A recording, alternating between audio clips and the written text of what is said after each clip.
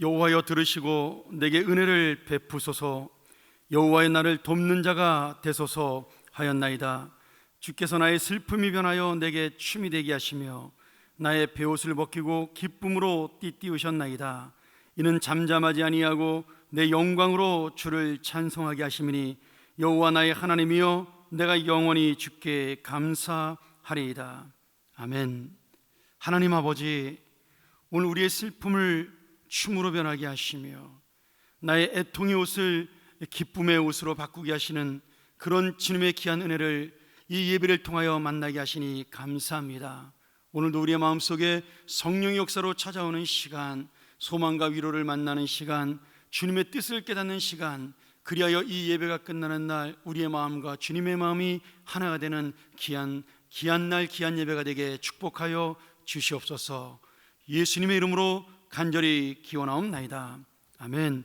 전능하사 천지를 만드신 하나님 아버지를 내가 믿사오며 그 외아들 우리 주 예수 그리스도를 믿사오니 이는 성령으로 잉태하사 동정녀 마리아에게 나시고 본디오 빌라도에게 고난을 받으사 십자가에 못 박혀 죽으시고 장사한 지 사흘 만에 죽은 자 가운데서 다시 살아나시며 하늘에 오르사 전능하신 하나님 우편에 앉아 계시다가 저리로서 산자와 죽은 자를 심판하러 오시리라.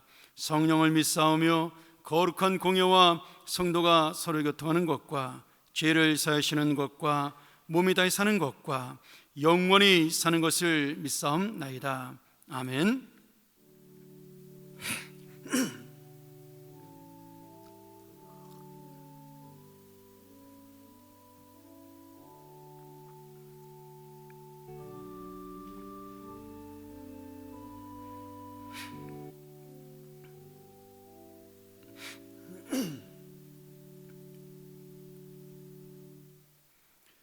악을 행하는 자들 때문에 불평하지 말며 불의를 행하는 자들을 시기하지 말지어다.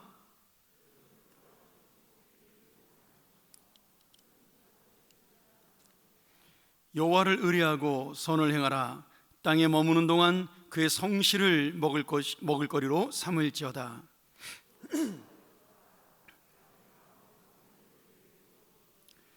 내 길을 여호와께 맡기라. 그를 의지하면 그가 이루시고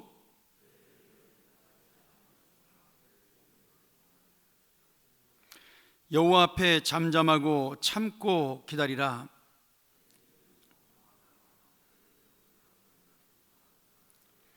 분을 그치고 노를 버리며 불평하지 말라. 오히려 악을 만들 뿐이라. 아멘.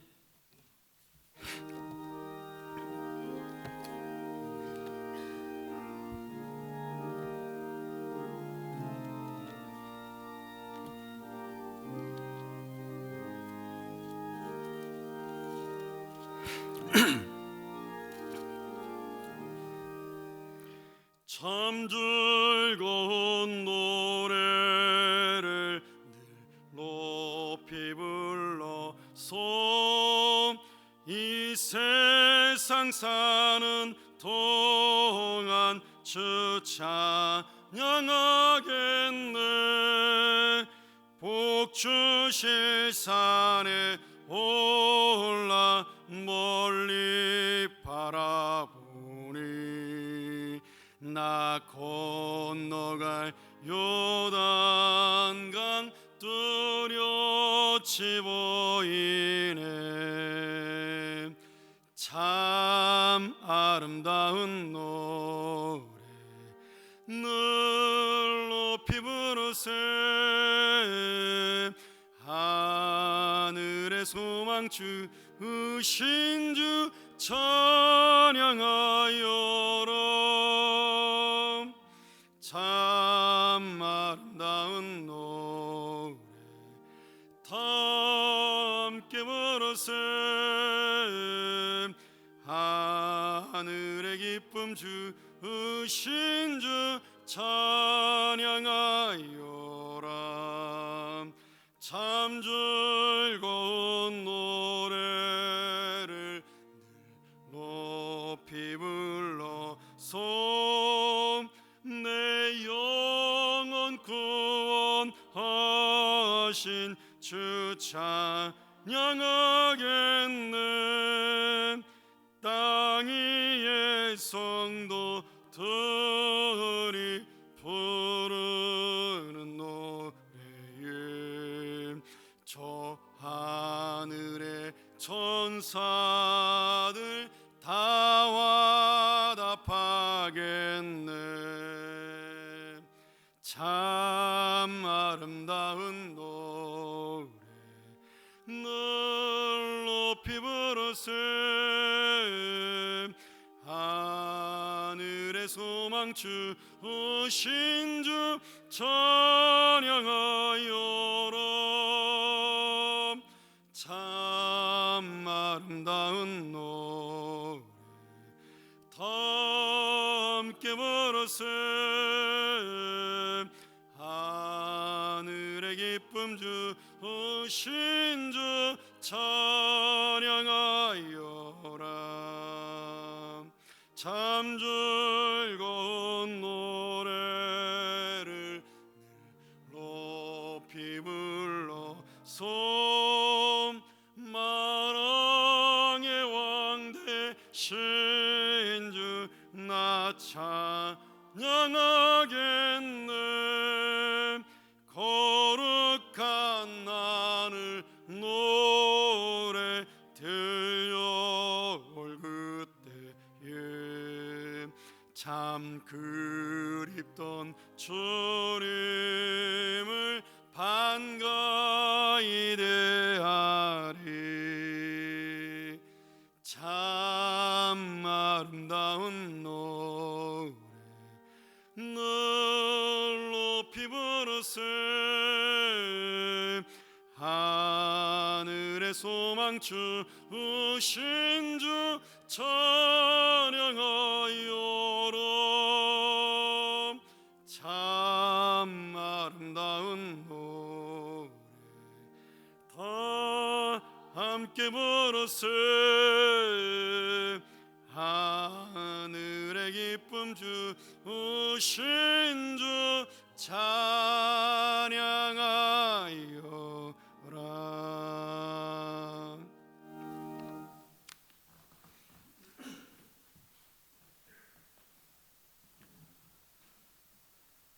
하나님 감사합니다. 오늘 주의 날 세상 환난 가운데서도 기쁨으로 주의 전에 나오게 하심을 감사합니다. 세상과 더불어 살면서 저희들 지금까지 지은 모든 죄 이 시간 다 고해 회개하고 용서받은 깨끗한 심령으로 거룩한 예배 올리게 하옵소서. 세상은 여전히 코로나 바이러스로 신음하며 고통 중에 있습니다. 불안과 공포 가운데 나아갈 걸 모르고 허둥지둥 지내온 요 몇 달간 저희들의 모습과 일상을 돌이켜볼 때 우리 인간이 얼마나 나약한 존재인지를 새삼 깊이 깨닫게 됩니다. 속히 코로나의 근원을 도말하시어 이 환난의 끝을 보여주시고 저희들은 곧 온 땅을 잠잠케 하실 하나님의 지혜만을 믿으며 구원의 주 하나님 안에서 기뻐하고 하루하루 감사한 마음으로 하나님 은혜만을 구하며 살게 하옵소서. 바라옵건대 이제 저희들은 세상 사람들이 구하는 것들은 다 내려놓고 성숙한 성도로서 먼저 하나님 나라와 그 의를 구하게 하옵소서. 지금 이 고난이 그간 저희들의 잘못된 모든 것들을 뉘우치고 바로잡는 전기가 되기를 원합니다. 이 와중에도 온갖 자극과 쾌락이 넘치는 이 병든 세상은 쉼없이 날로 오염되어 혼탁해지고 있습니다. 불의와 탐욕, 부정, 미움과 증오, 배교, 세상의 모든 사악한 일들이 가까이에서 저희들을 유혹하며 심령을 어지럽히고 있습니다. 평안교회는 절대로 이 악한 세대를 본받지 말고 하나님의 진리 위에 바로 서서 소외되고 고통받는 이웃들 가운데서 사랑과 섬김이 있는 정말 좋은 교회로 바로 서가게 하옵소서. 하나님 은혜 가운데 이제 다시 교회 예배를 시작한 우리 주일학교 영유아, 어린이부, 청소년부를 위해 기도합니다. 이들이 어릴 적부터 진리와 사랑으로 잘 양육되게 하시고 세상의 어떤 유혹에도 흔들리지 않는 하나님의 지혜로운 자녀로 자라게 하옵소서. 죄로 물들어가는 세상에 거짓된 지식과 유혹에 속지 않고 오로지 성경에 기록된 진리와 가르침만으로 훈련받아 장차 우리 한국교회의 미래와 하나님 나라의 소망이 되게 하옵소서. 이를 위해 수고하는 주요 교사들이 여기 고개 숙여 싸우니 큰 은혜로 위로 격려하시며 어린 영혼들을 위해 쉼없는 기도와 사랑으로 지도하는 좋은 교사들이 다 되도록 인도해 주시옵소서. 이제 내일이면 6월이 시작됩니다. 황량한 광야 생활 40년간 이스라엘 백성 앞에 구름 기둥과 불 기둥으로 역사하신 하나님, 저희들에게도 더 나은 상황을 허락하시고 감사와 찬양이 늘 함께하도록 저희들 인도해 주시옵소서. 열방 전도의 사명을 띠고 멀리 선교 현장에서 또는 일시적으로 국내에서 애쓰는 선교사들의 기도를 들으시며 이 환난으로 인해 선교의 문이 닫히지 않도록 또 그들의 어려움까지 헤아려 더 많은 결실 있게 하시며 여기 고개 숙인 저희들도 이를 위해 기도와 물질로 함께하게 하시옵소서.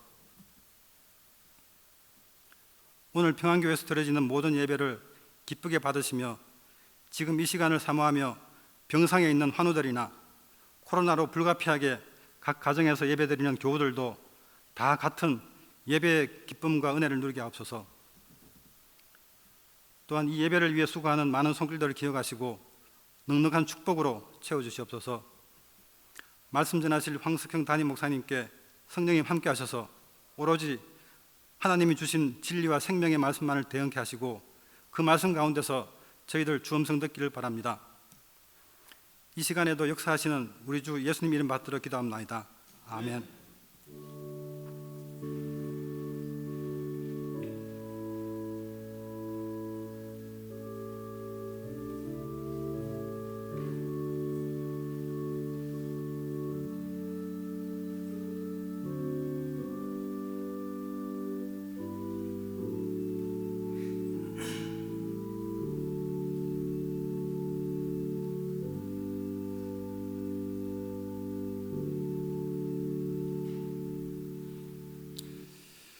우리 하나님의 귀한 말씀, 오늘 구약 성경 두 군데 성경을 보도록 하겠습니다. 제가 오늘까지 이렇게 주제별 설교를 하고요. 다음 주부터는 빌립보서와 사사기 강의, 예배가 정식 다 시작됐으니까 빌립보서와 사사기 강의로 두 주씩 나눠서 그렇게 할 예정입니다. 우리 욥기 25장 6절과 이사야 41장 4절 우리 두 군데의 성경을 한번 보도록 하죠. 여러분 찾기 힘드실 것 같은데 우리 한번 화면을 보면서 성경은 성경대로 찾으시고요. 같이 한번 읽도록 하겠습니다. 같이 봉독하죠. 하물며 구더기 같은 사람, 벌레 같은 인생이랴. 이사야서 41장 14절 말씀입니다. 버러지 같은 너 야곱아, 너희 이스라엘 사람들아, 두려워하지 말라. 나 여호와가 말하노니 내가 너를 도울 것이라. 내 구속자는 이스라엘의 거룩한 이인이라. 아멘. 제가 미국에서 목회했던 달라스 지역에 척스윈돌 목사님이라는 굉장히 유명한 우리 신학생들이나 목사님들은 다 아는 강해 설교로 유명한 분이 목회를 하시죠. 지금도 하시는데 스턴브라이어 커뮤니티 처치라고 프리스코라는 조그만 도시에 있는 교회입니다. 근데 이분이 정말 설교가로서 굉장히 뛰어난 그리고 굉장히 유명한 우리에게 많은 말씀들을 남겨놨고 우리나라에도 그분이 번역된 설교집만 하더라도 지금 10권도 넘게 있으니까 대단한 분이죠. 근데 한 번은 이분이 주일날 설교 중에 제 기억으로는 십계명 강의였던 것 같아요. 이렇게 십계명을 쭉 강의하다가 우리 그리스도인들은 법과 질서를 지켜야 합니다. 그러면서 이분이 뭐라 그러냐면 특별히 우리 달라스역 이쪽은 차가 속도가 빨리 달리는 곳이니까 꼭 신호 위반하지 말고 속도 위반하지 말고 교통신호 잘 지켜야 된다고, 그게 그리스도인이라고 그렇게 설교를 하셨어요. 그런데 예배가 다 끝나서 이제 목사님이 집에 돌아가는 길에 이제 미국교회는 오후 예배가 없으니까 교인들하고 같이 다 집으로 가게 되었습니다. 근데 이 목사님이 교회 일로 딴 생각을 하다가 그만 빨간불인데 모르고 신호등을 지나간 거예요. 근데 교회에서 가까운 곳이니까 같이 교인들이 지나가게 된 겁니다. 이분이 순간적으로 깜짝 놀라서 옆을 바라보니까 교인들이 자기를 본 것 같은 느낌이 드는 거죠. 그러니까 아까 설교한 생각이 나서 얼굴이 화끈한 겁니다. 그리고 집에 돌아갔는데 얼마 후에 집사님 한 분한테 전화가 왔습니다. 목사님, 아까 어느 쪽 지옥으로 가시는데 제가 본 게 맞죠? 이렇게 웃으면서 전화가 온 거예요. 그래서 목사님이 맞습니다. 근데 뭐 이제 신호 위반했다는 얘기는 안 하고, 근데 목사님 내일 쉬는 날이니까 우리 교우들이 점심 식사 같이 하고 싶은데 시간 되세요? 그래가지고 이제 월요일 날 이제 점심 약속을 한 겁니다. 교인들하고 이제 점심 약속을 한 다음에 목사님이 가만히 집에서 앉아 있다 보니까 이제 걱정되잖아요. 이분들이 이거 분명히 내가 신호 위반한 걸 봤을 텐데 내일 뭐라 그럴까 고민을 하다가 이분이 하나님께 이제 기도하고 잠잔 다음에 그 다음날 점심에 식당을 가게 된 거예요.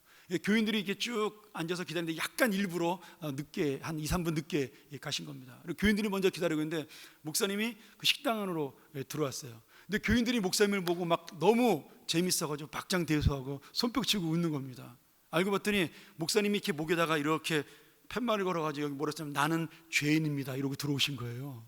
그 교인들이 얼마나 재밌기도 하고 우리 목사님 어제 그것 때문에 진짜 고민 많이 하셨나 보다 그 생각을 한 거죠.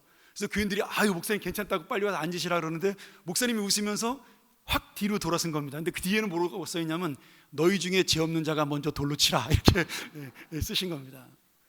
정말 재치 있는 그런 목사님이죠. 그래서 목사님이 이제 목사도 사람이라서 실수할 수 있으니까 용서해 달라고 그리고 화기애애하게 식사가 끝났습니다. 근데 제가 이 말씀 준비하다가 어제 오후에 이 말씀을 준비하다가 제가 지난주에 했던 실수가 저도 생각이 났습니다. 제가 2부 예배 시간에 제가 오랜만에 권사님들을 몇 달 만에 봐서 반가워가지고 아유 이건 뭐 오랜만에 봤더니 보기 싫은 분도 부담스러운 분도 그냥 그런 분이 있을지라도 제가 너무 반갑다고 그렇게 얘기를 했는데 이걸 또 문자적으로 알아들으신 분들이 계시더라고요. 그래서 혹시라도 오해할까봐 제가 사죄를 드립니다. 보기 싫은 분도 없고 부담스러운 분 없습니다. 반가운 분밖에 없습니다. 근데 여러분 우리가 사람이기 때문에 누구나 연약해서 실수하고 잘못할 수가 있습니다. 저는 또 성격도 솔직하고 좀 직선적이기도 하고 또 말도 많이 하는 편이잖아요. 그러니까 그런 실수를 남보다 더 많이 하는 편에 속하죠. 그래서 항상 하나님 앞에 이제 그런 부분들이 마음에 걸리고 부족함을 느낄 때가 있습니다. 그런데 중요한 거는 하나님 앞에 우리가 자신의 연약함을 인정하고 엎드린다는 것, 이것이 더 중요하다는 거예요. 쉽지 않습니다. 누군가 나의 잘못을 지적하고 저 역시도 마찬가지예요. 누군가 내가 잘못했다는 것을 알면서 바라보고 있으면 그 사람 보는 게 힘들고 괴롭고 미안한 거죠. 그리고 내 자신에 대한 절망감도 느끼는 겁니다. 여러분 그런 마음마저 없다면 그것은 정말 그리스도인이 아닌 거죠.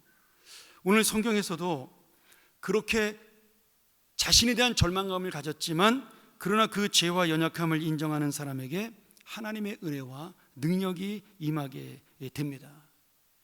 오늘 이 구약에 나온 짧은 2절의 말씀이지만 우리의 연약함을 아시면서도 우리를 그래도 사랑하시는 주님의 은혜를 이 시간에 우리가 만나볼 수 있기를 간절히 소원합니다. 첫 번째로 저는 오늘 여러분과 욥기의 말씀을 가지고 우리의 연약함과 무능함을 인정할 때 주님의 사랑을 볼 수 있다, 이 은혜를 가지고 나누길 소원합니다. 욥기 25장 6절 우리가 읽었지만 거기에 보면 하물며 구더기 같은 사람 벌레 같은 인생이랴, 그러면서 우리의 인생을 구더기와 같다, 벌레와 같다, 그렇게 표현하고 있습니다.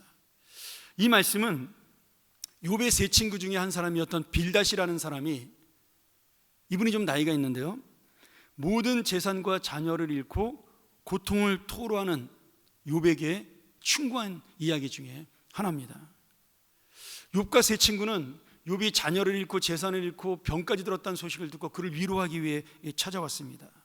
그런데 그들이 욥이 너무나 아픈 모습을 보고 있으니까 울고 그를 위로하다가 자기들끼리 얘기하면 생각을 하게 된 거예요. 아니 욥이 왜 이렇게 모든 재산을 다 잃어버리고 자녀를 잃어버리고 심지어 죽을 병에까지 들렸는가, 그런 서로의 생각을 이야기하다가 욥이 큰 죄를 지어서 그런가 보다, 하나님 앞에 남들이 모르는 어떤 죄를 지었나 보다, 그리고 욥에게 충고를 한 거죠.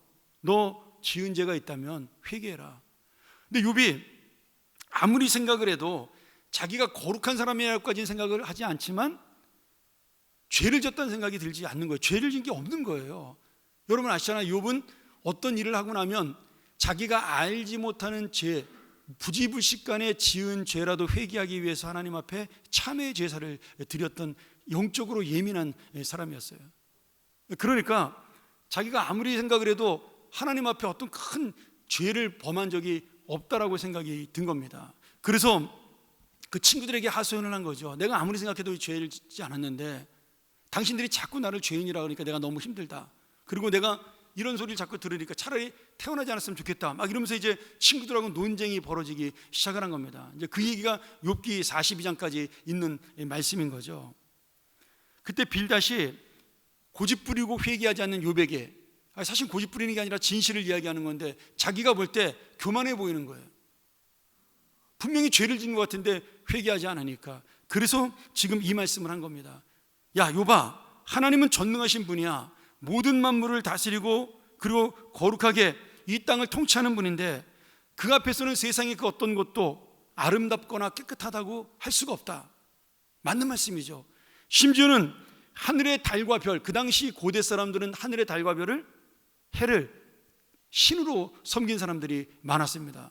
근데 그 신적인 존재와 같은 하늘의 달과 별조차도 하나님 앞에서는 감히 나설 수 없고 빚을 잃는데 네가 구더기 같은 너 인생, 이 버러지 같은 네 인생이 어떻게 하나님 앞에서 죄가 없고 거룩하다고 이야기하느냐. 그래서 욥을 책망하는 말씀이 오늘 본문의 내용이에요. 그렇습니다, 여러분. 우리는 거룩하시고 전능하신 주님 앞에서 볼 때 구더기와 같고 벌레와 같은 존재가 맞습니다. 아니 어쩌면 차라리 구더기와 벌레는 죄를 짓지 않습니다. 그러니 그런 죄악적인 면에서 볼 때 우리는 구더기와 벌레만도 못한 존재가 되는 거죠. 사실 이 빌닷의 말은 욥을 개인적으로 이해하는 상황에서는 맞지 않는 말이지만, 그러나 성경 전체적으로 볼 때 하나님의 권능과 위엄에 대해서 얘기한 것으로는 정확한 말씀입니다. 우리가 죄로 볼 때 구더기와 같고 벌레와 같은 인생이다. 근데 문제는 뭐냐면 이 빌닷은 욥의 고난을 보면서 그 슬픔을 당한 욥을 위로하기 위해 찾아왔던 자신의 목적을 잊어버렸다는 데 있는 거예요. 어느 순간에 자기가 이 욥과 이야기를 하다가 욥을 위로하겠다는 마음이 없어져 버리고 욥보다 더 나은 사람이다, 내가 그보다 지식적으로 뛰어나고 더 거룩한 사람이다, 그런 교만한 마음 속에 자신은 구더기와 벌레가 아닌데 너는 구더기와 벌레라고 지금 욥을 지적하고 있는 거죠. 이 빌닷은 교만한 마음 속에 스스로의 의로움 속에 사로잡혀서 슬픔을 당한 욥이 아닌 자신을 위로하는 사람이 되어버리고 만 겁니다. 근데 여러분 여기에 큰 문제와 아픔이 있습니다. 지금 이 빌닷은요 욥을 위로하지 않았지만 모든 재산과 자녀를 다 잃어버리고 심지어 병이 들었던 친구의 마음을 알아주지 못하고 자신의 의와 자신의 옳음이 드러난 것을 더 중요시 여겼기에 오히려 벌레같이 연약한 우리를 사랑하시는 주님의 은혜를 놓치게 되었습니다. 이게 중요한 거죠. 나는 죄인이 아니야라고 생각하는 그 순간에 그는 하나님의 은혜를 놓치는 사람이 된 것입니다. 결국 하나님은 벌레처럼 연약한 모습을 인정했던 욥을 오히려 의롭다라고 칭찬하고 인정하고, 그리고 반대로 의로움을 자랑하던 빌닷과 그의 세 친구는 책망을 받게 됩니다. 사랑하는 여러분, 오늘 우리가 이 어렵고 힘든 시간 속에서 하나님의 은혜와 사랑을 다시 얻을 방법은 무엇일까요? 저 역시도 마찬가지입니다. 우리의 죄 때문에 분명히 이 문제는 저는 발생한 것이 원인이라고 믿습니다. 이 세상을 뒤덮고 있는 우리의 욕심이 코로나19와 같은 어려움, 또 나중에 시간이 지나면 정말 공해 때문에 빙산이 녹는 그런 무서운 재앙을 만날 수도 있다고 저도 믿습니다. 그런데 그것이 누구의 죄라고 지적하기 이전에 내가 먼저 하나님 앞에 정말 이 어렵고 힘든 시간 속에 하나님의 은혜와 사랑을 다시 찾기 위하여 내가 하나님의 은혜 없이는 한 발짝도 나갈 수 없는 연약한 죄인임을 인정하고 주님 앞에 무릎을 꿇는 그 순간에 우리 하나님의 사람들의 그 기도와 회개와 그리고 하나님을 향한 간구로 말미암아 새로운 구원과 소망의 역사는 일어납니다. 여러분, 다른 사람이 아니라 내가 바로 그러한 사람이 되었을 때, 내가 바로 하나님 앞에 내가 구독이요 내가 벌레요 내가 아무것도 아닌 죄인이라는 사실을 깨닫고 이 모든 문제들이 나에게 있다는 사실을 고백할 때 오늘 다시 한번 우리를 붙드시는 하나님의 은혜의 역사는 일어나리라고 믿습니다. 오늘 이 시간 우리가 먼저 주님의 은혜를 구함으로 코로나 바이러스와 벌레만도 못한 나의 현실을 넘어서 정말 하나님이 다시 주시는 소망의 인생, 회복의 인생으로 나아가는 주님의 자녀들 그리고 우리 주님의 교회가 되기를 간절히 축원합니다. 두 번째로 우리는 연약하고 무능하지만 주님은 끝까지 우리를 사랑하십니다. 우리 이사야 41장 4절을 한 번 더 읽을까요? 버러지 같은 너 야곱아, 너희 이스라엘 사람들아 두려워하지 말라. 나 여호와가 말하노니 내가 너를 도울 것이라. 내 구속자는 이스라엘의 거룩한 이인이라. 오늘 여러분, 지금 하나님께서 이사야 선지자를 통하여 우리를 버러지와 같다라고 말씀합니다. 기분 나쁠 수 있는 말이지만 죄악된 우리의 몸으로 볼 때 우리는 이 땅에 전혀 이로움을 줄 수 없는 해충과 같은 존재가 맞습니다. 여러분, 사람은요 나의 것을 발전시키면 발전시킬수록 이 세상을 악하게 만들고 더럽게 만듭니다. 그렇잖아요. 과학이 발전하면요 죄가 훨씬 더 늘어납니다. 우리가 잘 살게 되었고 편안하게 되었고 그리고 풍족하게 되었는데 예전에 없던 죄가 지금은 몇천 가지가 더 몇 배로 늘어났습니다. 법률을 해석하기도 힘들 정도로 수많은 죄를 짓는 것들이 생겨난 것이죠. 그게 우리 인간의 본성이라는 거예요. 연약한 존재의 모습이라는 겁니다. 오늘 그것을 인정하는 것이 오늘 하나님의 은혜의 시작이라고 이사야 선지자도 말씀하고 있는 거죠. 오늘 이 말씀은 이사야 선지자가 남유다가 바벨론 나라에 멸망당할 위기에 있을 때 지금 하나님의 말씀을 깨달아라. 너희는 바로 그런 죄인이고 그 죄를 깨달아야 하나님이 너를 도울 수 있다. 그러나 그 죄를 인정하고 주님 앞에 나갈 때 반드시 그 고난 속에서도 우리를 도우시는 하나님의 은혜를 만날 수 있고 너희를 다시 한번 붙들어 주시고 도우실 것이라는 그 약속의 말씀을 전하는 은혜의 예언이죠. 성경에 보면 이 말씀뿐만 아니라 결국 이스라엘 백성은 이 죄로 인해서 바벨론에게 멸망을 당합니다.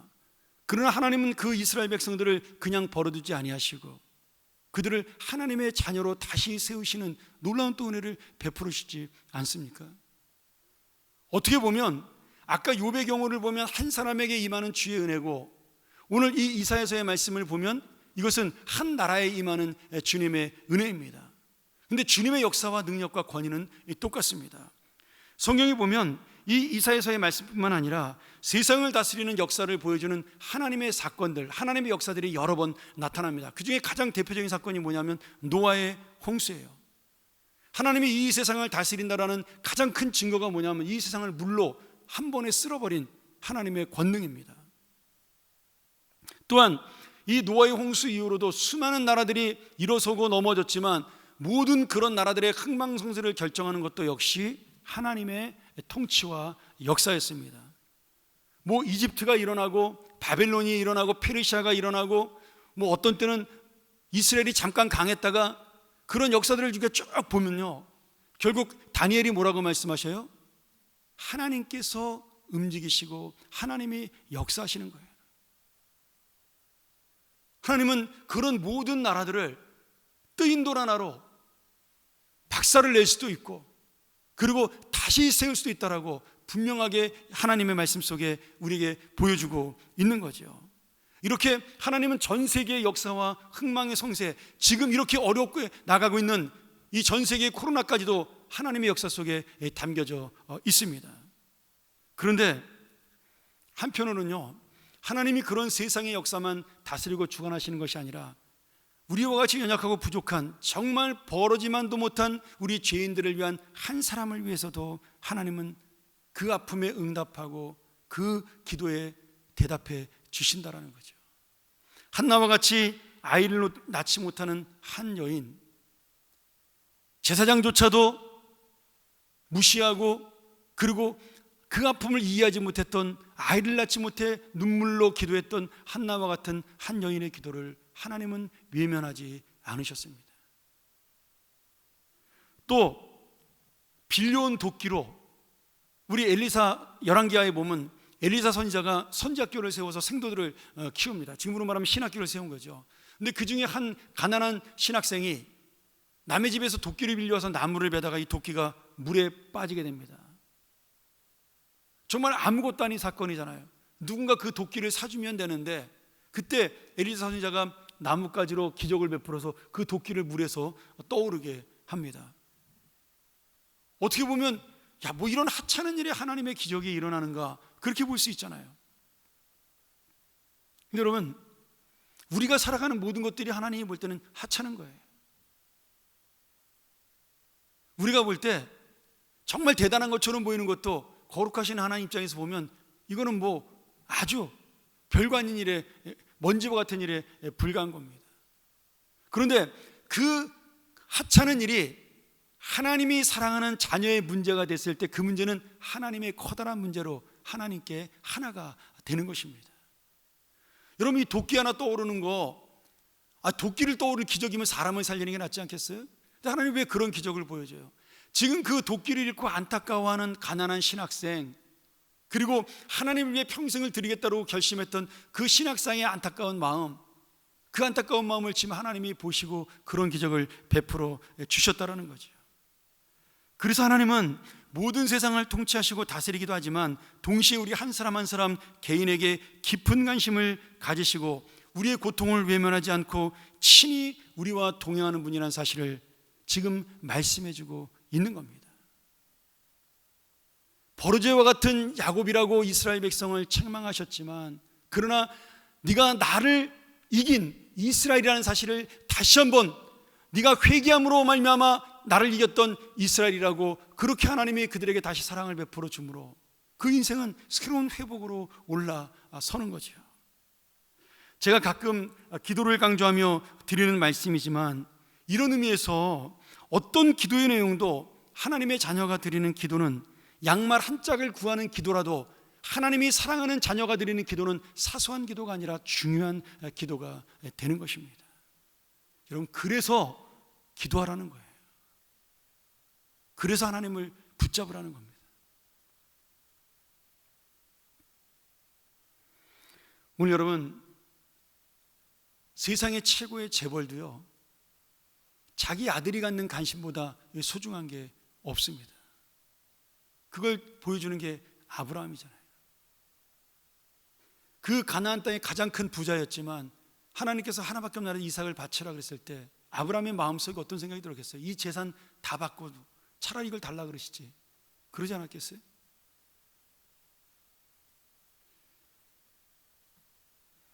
오늘 여러분, 하나님이 어떤 분이시냐, 우리에게 이스라엘 백성이 지금 이걸 모르고 있는 겁니다.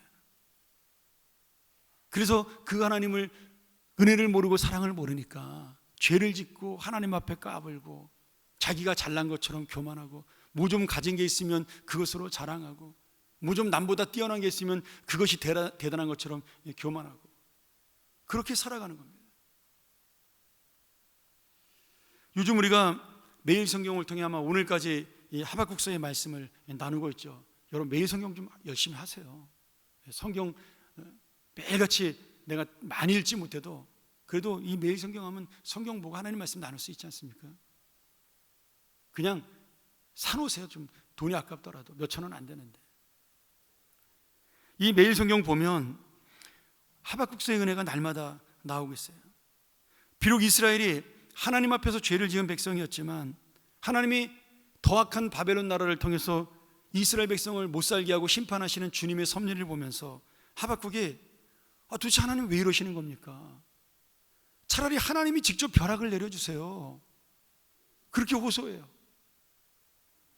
하나님이 직접 심판하시지 왜 저런 못돼 먹은 바벨론 나라, 우리도 악하지만 우리보다 훨씬 더 악한 저놈들을 통해서 우리를 심판하십니까? 하박국이 이렇게 하나님 앞에 호소하잖아요. 어쩌면은 이 하박국의 호소가 이 불합리한 세상을 살아가는 우리의 외침이기도 한 겁니다. 여러분, 이런 어려운 일을 만나면요, 이 코로나 바이러스 때문에 힘든 사람은 누구냐면 더 가난하고 더 병들고 더 연약한 사람이에요. 이게 아이러니한 거죠. 이럴 때 좀 부자가 좀 더 아프면 그래도 좀 낫지 않겠어요? 그분들은 치료받을 수 있는 능력도 되고 힘도 있고. 건강한 사람이 걸리면 좀 낫잖아요.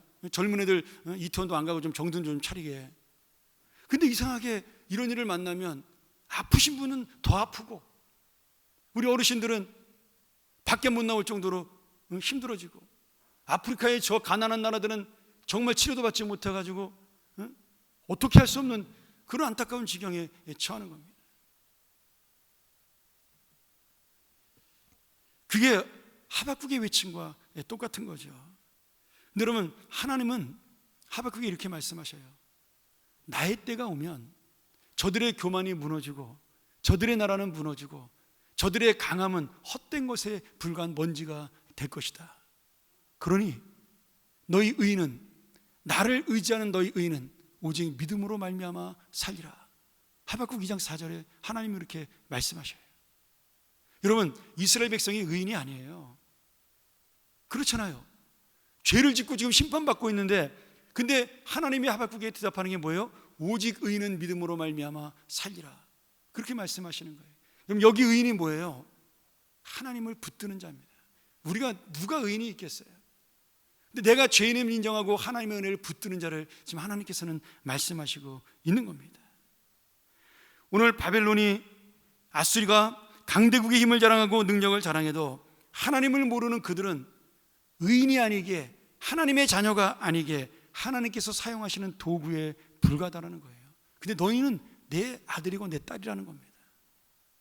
내가 잠깐 너희들을 연단시키고 훈련시키고 그리고 야단치기 위해서 그들을 불러 사용하지만 그들은 내가 사랑하는 자가 아니라 너희들이 내가 사랑하는 자라고 말씀하고 있는 겁니다. 여러분, 내가 지금 아프고 힘들어도요, 남보다 더 많은 고난을 당하는 것처럼 보여도 오늘 주님이 우리를 사랑한다는 것은 변함이 없다라는 거예요. 하나님이 우리를 자녀로서 우리를 붙들고 있다는 것은 변치 않는 하나님의 은혜라는 겁니다. 가끔은 우리가 하나님의 돌보심을 깨닫지 못해서 답답할 때가 있습니다. 그게 하박국의 호소고 외침이죠. 괜찮습니다. 그렇게 기도로 외치셔도 돼요. 그런데 정말 이 고통 속에는 욥이 외쳤을 때, 멸망 가운데 있는 유다 백성들이 호소했을 때, 하박국이 자기 백성의 아픔을 가지고 눈물로 기도했을 때, 호세아 선지자가 그 쓰러져가는 이스라엘 백성들을 바라보면서 하나님 앞에 눈물로 기도했을 때, 하나님은 그때도 함께 하셨고 그들을 회복시킬 때에도 함께 하셨다라는 거예요. 오늘 지금 힘든 우리에게도 주님은 함께 하시고 있다라는 거죠. 지금 눈앞에 보이는 현실만 보면 코로나 바이러스가 세상을 덮고 있고 마치 경제가 어려워지고 미국과 중국이 세계를 좌지우지하는 것처럼 보이고 우리는 벌레처럼 연약한 아무것도 아닌 인생처럼 생각되어도 결국 하나님의 사람은 하나님께서 지키시고 하나님의 사랑으로 인도하신다는 그 사실을 믿는 것이 바로 믿음이라고, 진리라고 우리에게 말씀해주고 있는 겁니다. 사랑하는 여러분, 그렇습니다. 하나님은 우리가 벌레와 같이 연약하고 무능하고 문제투성이라는 사실을 알고 계셔요. 그렇게 의로운 욥조차도 하나님 앞에 자기가 섰을 때 내가 하나님 앞에 할 말씀이 없습니다. 하나님의 거룩함과 하나님의 전능하신 그 섭리 앞에 나는 더 이상 드릴 말씀이 없습니다. 죄를 짓고 안 짓고의 문제가 아니라 그 놀라우신 하나님의 권위와 영광 앞에, 그 하나님의 섭리 앞에 자기에게 이 고난을 주신 그 하나님의 뜻을 몰라 그렇게 울부짖었던 욥이 한마디로 입을 다물게 되었더라고. 여러분, 그 뜻을 깨달아서가 아니에요. 하나님의 섭리를 이해해서가 아닙니다. 하나님이 자기를 사랑한다는 사실을 깨달았을 때 욥은 그 자리에 무조건 엎드릴 수밖에 없었던 겁니다. 오늘 주님께서는 우리가 얼마나 연약한지 아셔요. 조금만 문제가 생기면 불평하고 원망하고 교만해지고, 그리고 조금만 좋아지면 마치 자기만이 하나님의 사랑을 받는 것처럼 우쭐해지는 그런 연약함을 하나님은 알고 계시는 거죠. 그래도 주님은 우리를 사랑하시고, 그래도 주님은 우리를 돌보신다는 거예요. 이 나라를 돌보시고, 우리 교회를 돌보시고, 우리 한 사람 한 사람을 사랑하시고 인도해 주신다라는 겁니다. 우리는 연약한 벌레처럼 보이는 인생이라 할지라도 하나님께서 사용하시는 도구가 아니라 하나님의 약속을 누리는 믿음의 자녀이기 때문입니다. 나는 죄인이지만 하나님을 붙듦으로 말미암아 내가 너를 의인으로 삼았다라고 말씀하시는, 그러니 너는 의인은 믿음으로 말미암아 살리라는 이 말씀을 기억하라는 그 말씀을 붙들고 살기에 오늘도 우리는 주님 때문에 가지는 자신감과 소망으로 이 땅을 하루하루 살아가고 있는 겁니다. 말씀 한번 정리하죠. 출애굽기 3장에 하나님께서 모세를, 이스라엘 백성을 애굽에서 구원할 지도자로 인도하면서 모세에게 야 네가 가라. 그때 모세가 두려워서 이렇게 하나님께 물어봤어요. 하나님, 내가 갔는데 저 이스라엘 백성들이 야 너는 도대체 누구냐? 너를 보내신 하나님은 누구야? 애굽 왕 바로가 야 네가 지금 신을 믿고 왔는데 네가 믿는 신이 누구야? 이렇게 저를 우습게 여기고 물어보면 저는 어떻게 대답합니까? 그렇게 물어봐요. 그랬더니 하나님께서 모세에게 뭐라고 말씀하셨어요? 출애굽기 3장 14절. 하나님이 모세에게 이르시되 나는 스스로 있는 자이니라. 또 이르시되 너는 이스라엘 자손에게 이르기를 스스로 있는 자가 나를 너희에게 보내셨다 하라. 제가 예전에 이거 출애굽기 강의하면서 여러분에게 말씀드렸습니다. 이 스스로 있는 자가 뭐예요? 나는 나야. 나는 전능한 하나님이야. 내가 모든 것을 움직이는 하나님이야. 너의 과거와 현재와 미래까지 역사하는 하나님이야. 그 말씀의 모든 의미가 이 속에 담겨져 있는 겁니다. 희망 없이 살아가는 이스라엘 백성들 앞에서, 세상의 권력을 한 손에 쥐고 흔드는 애굽의 바로왕 앞에서, 최강의 힘을 자랑했던 애굽의 군대 앞에서 누가 함께 있느냐? 이 세상을 통치하는 바로 나야. 이 말씀하시는 하나님의 이름을 가지고 나가라는 거예요. 지금 그 말씀 한마디로 모세는 아무런 대답 없이 순종하며 나갈 수가 있었던 겁니다. 지금 억울한 이스라엘의 고통을 덜어주기에 하나님이 바로왕 앞에 바로 나다라고 말씀하시는 그 순간에, 우리를 괴롭히는 문제 앞에 바로 내가 왔다라고 말씀하시는 그 주님의 그 말씀 한마디에 모든 이 세상의 슬픔과 눈물은 사라지고 내 얼굴에 눈물 자국이 지워지지도 않을 그 시간에 이미 우리는 그 승리를 맛보고 사는 겁니다. 마태복음 14장 27절에 제자들이 배를 타고 갈 때 풍랑이 일어났어요. 모든 제자들이 다 죽었구나 두려움에 떨고 있을 때 저 바다 위를 걸어오시면서 예수님이 말씀하십니다. 나니 두려워하지 말라. 내가 왔으니 두려워하지 말아라. 이 한마디에 모든 상황은 끝이 났습니다. 제자들은 소망을 얻게 되고 태풍은 잠잠해진 거죠. 바로 오늘 우리 주님이 나는 나다라고 내가 왔다라고 말씀하시는 그 전능하신 하나님의 능력으로 모든 것을 잠잠케 하시는 겁니다. 여러분, 이 소망과 승리를 주시는 분이 누구셔요? 그분이 바로 벌레같이 연약한 나를 붙들고 함께 가시며 오늘 나의 아들아, 나의 딸아, 나다, 나니 내 손을 잡고 이 어려운 시간을 이겨나자라고 우리와 함께 동행하시는 아버지 하나님이십니다. 사랑하는 여러분, 오늘 우리는 누구와 함께 가는 인생일까요? 바로왕같이 잠깐 있다 없어질 세상의 물질과 권력을 따라가는 그러한 인생인가요? 아니면 날마다 나를 인도하시고 영원까지 붙으실 우리 주님을 함께 손잡고 가는 인생인가요? 오늘 우리는 무엇을 두려워하고 살아가는 인생인가요? 영원한 것처럼 보이나 잠깐 있다 사라질 이 코로나 바이러스 같은 현실의 고통을 두려워하는 인생인가요? 아니면 과거에도 지금 현재에도 다가올 미래도 영원히 변함없는 능력으로 나다라고 말씀하시며 우리의 모든 것을 아시고 해결해 주시는 우리 주님이신가요?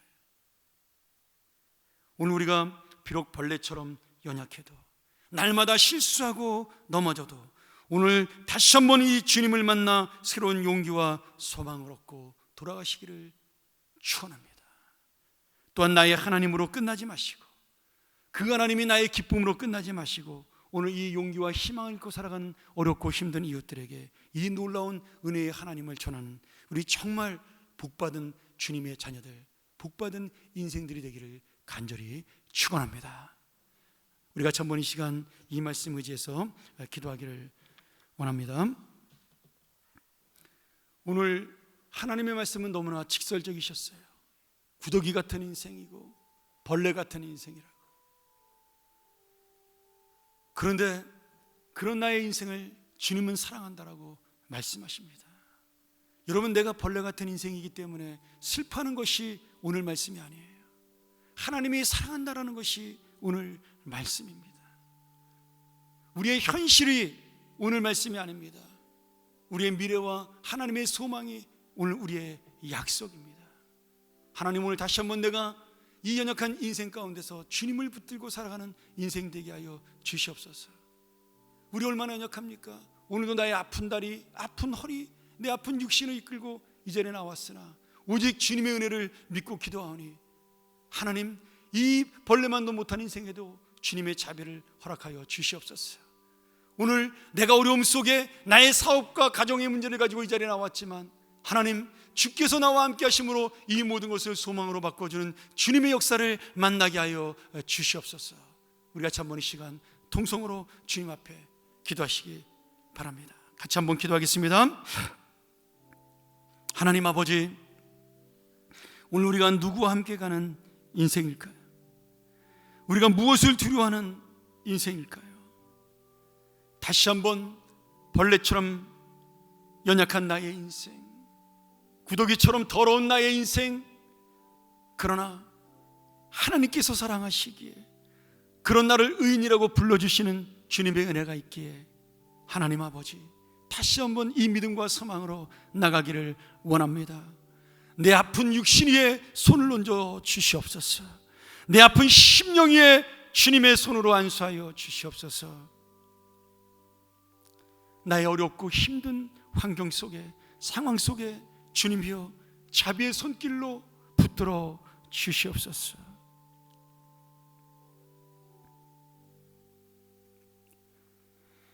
하나님 아버지, 오늘 이 말씀 다시 한번 우리의 마음을 주님 앞에 내어놓고 주님이 누구신가를 깨닫고 돌아가며 그냥 돌아가는 것이 아니라 이 소망을 안고 돌아가 나의 연약한 인생 속에도 함께 하시는 주의 은혜가 나를 살리신다는 기쁨의 얼굴이 되게 도와 주시옵소서. 이제는 나의 슬픔의 눈물이 기쁨과 환호의 눈물, 감동의 눈물이 될 수 있도록 우리의 인생을 주관하여 주시옵소서. 오늘 우리가 거룩하신 하나님의 은혜 앞에 너무나 감사하여 정말 우리의 마음과 정성을 다하여 이 귀한 예물을 드렸습니다. 주님, 우리의 모든 것이 주님의 것임을 고백하오니 이것이 단순히 헌금이 아니라 나의 마음, 나의 인생, 나의 모든 믿음을 드리는 귀한 예물 되게 도와주시고 하나님이 책임져주는 인생으로 축복받는 삶이 되게 하여 주시옵소서. 이 예물을 통해 하나님의 교회들을 강건히 세우시고 선교사님들을 도우며 가난한 자를 힘있게 세우는 놀라운 역사가 일어날 수 있도록 함께하여 주시옵소서. 우리 교회, 한국에 있는 모든 어려움을 당하고 있는 이웃과 교회들 축복하여 주시고 저들이 물질로 인하여 주님을 놓지 않는 놀라운 역사도 허락하여 주시옵소서. 지금은 우리의 놀라운 생명 되시고 우리를 새롭게 세우시는 예수 그리스도의 은혜와 벌레만도 못한 우리를 자녀 삼아주신 하나님 아버지의 놀랍고 크신 사랑과 함께 하시며 도우시며 역사하시는 우리 성령님의 감동 감화하심과 교통하심이 오늘도 주의 말씀 앞에 머리를 숙이며 벌레만도 못한 인생이나 오직 주님의 은혜를 붙들고 나가기를 원하는 사랑하는 주님의 자녀들, 그래서 의인은 믿음으로 말미암아 살리라는 주님의 놀라운 고백 속에 살아가는 모든 주님의 자녀들 머리 위에, 저들의 인생과 특별히 사랑하는 자녀들 위에, 사랑하는 교회 위에, 선교사님들의 머리 위에, 어려움과 고통 속에 있는 우리 북녘 동포들, 그들의 안타까운 상황에, 또 지금 어려움 속에 기도하는 모든 우리 대한민국 교회 위에 이 세계에 허덕이고 있는 모든 백성들 머리 위에 지금부터 영원토록 함께 있을지어다. 아멘.